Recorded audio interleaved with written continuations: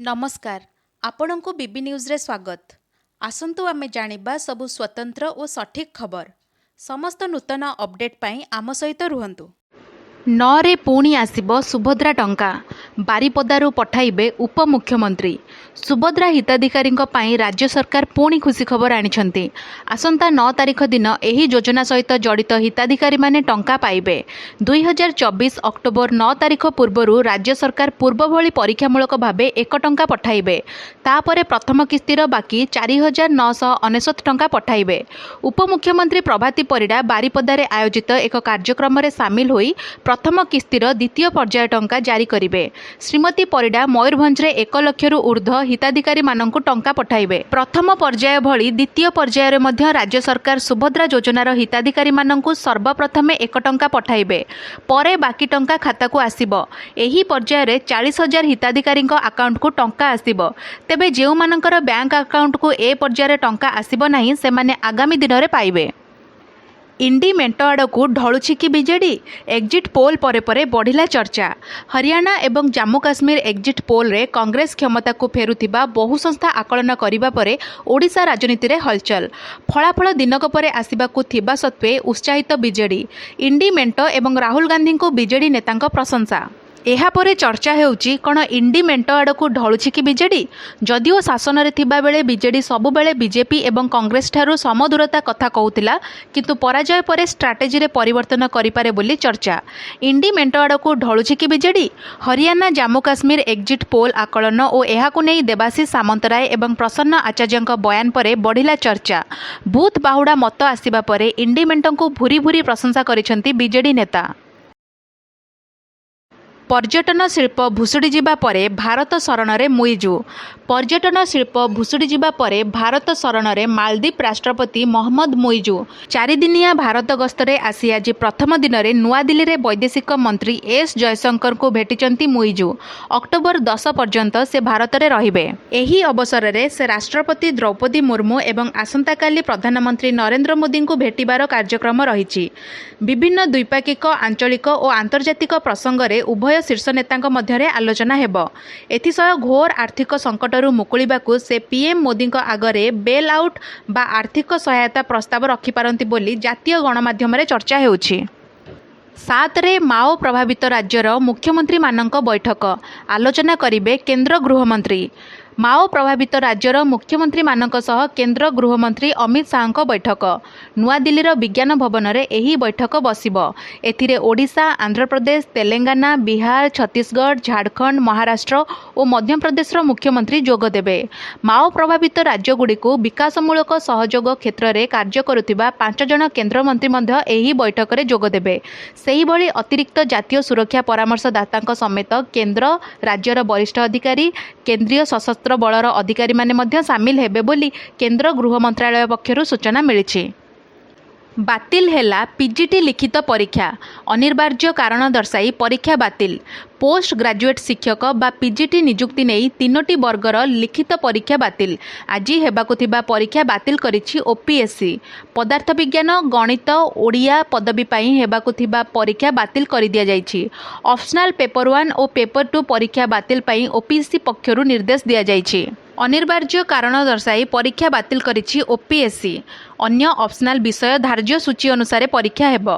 परे बातिल परीक्षा तारीख नहीं विज्ञप्ति बाहरिबो बोली ओपीएससी पक्षरु सूचना दिया जाइछि।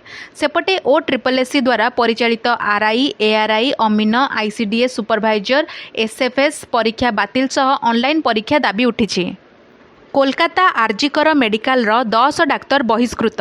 कोलकाता स्थित आरजीकर मेडिकल कॉलेज एवं हॉस्पिटल कर्तृपक्ष एक विज्ञप्ति जारी करी 10 जन डाक्तर को बहिष्कार करिसेंती। एथिरे इंटर्न, हाउस स्टाफ एवं वरिष्ठ रेसिडेंट अंतर्भुक्त। बहिष्कृत होइतिबा 10 जनक मध्यरु आर्थिक अनियमितता अभियोगरे सीबीआई हेफाजत रे थिबा हाउस स्टाफ आशीष पांडे कहिसेंती। मिलिथिबा सूचना अनुसार RG Kar medical college and hospital पूर्वतन तथा विवादीय प्रिंसिपल संदीप घोषकर समस्ते अत्यंत घनिष्ठ एवं विश्वासी बोली कुहाଯାଇଛି। जेउमानंक विरोध रे सीबीआई 2टी मामला रे अनुसंधान करुछि। प्रथम मामला जूनियर डाक्तर को बलात्कार और हत्या मामला एवं द्वितीयटी गुरुतर आर्थिक अनियमितता मामला। मध्य प्राच्यर आकाशरे युद्धर कलाबादल। ଗାଜାରୁ ଇସ୍ରାଏଲ ଉପରେ ହେଲା ରକେଟ୍ ମାଡ଼। ଗାଜାରୁ ଇସ୍ରାଏଲ ଉପରେ ହେଲା ରକେଟ୍ ମାଡ଼। ଗତକାଲିର ଇରାନର ସୁପ୍ରିମ୍ ଲିଡରଙ୍କ ଭାଷଣ ପରେ ଆଜିର ଆକ୍ରମଣକୁ ଗୁରୁତର ସହିତ ନେଇଛି ଇସ୍ରାଏଲ।